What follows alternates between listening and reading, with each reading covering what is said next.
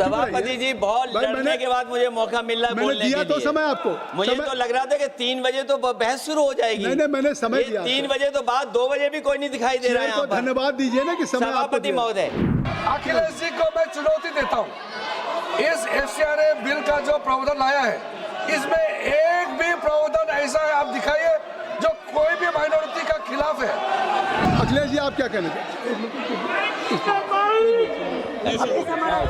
सभापति जी, बहुत लड़ने के बाद मुझे मौका मिल रहा है बोलने के लिए। दिया तो समय आपको। मुझे तो लग रहा था कि 3 बजे तो बहस शुरू हो जाएगी। नहीं, मैंने समय दिया। 3 बजे तो बाद 2 बजे भी कोई नहीं दिखाई दे रहा है यहाँ पर। धन्यवाद दीजिए ना कि समय आपको। सभापति महोदय, जो सरकार एफसीआरए ला रही है, इसके खिलाफ में हम पूरे विपक्ष के लोग हैं।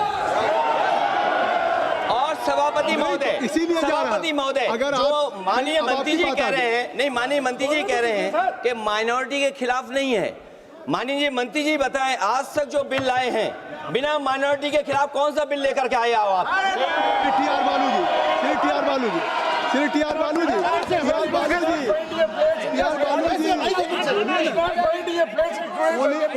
only TR Balu ji. TR Balu.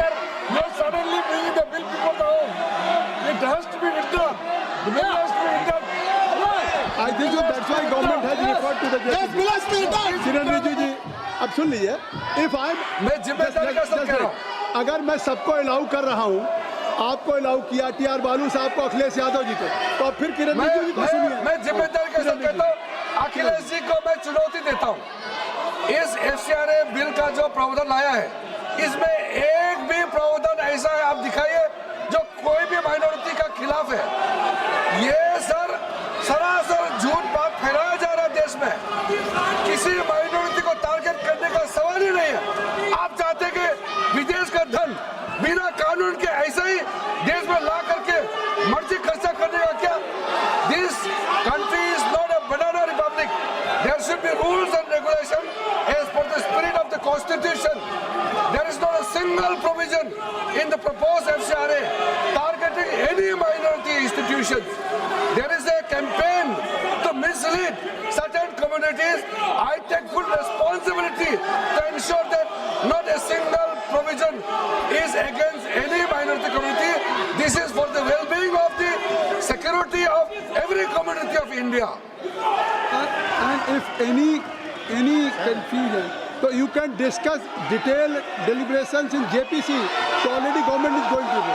प्रश्न ये है कि श्री नित्यानंद राय जी द्वारा प्रस्तुत प्रस्ताव को स्वीकृत किया जाए। जो सदस्य प्रस्ताव के पक्ष में हैं वो हाँ कहें, जो सदस्य प्रस्ताव के विपक्ष में वो ना कहें।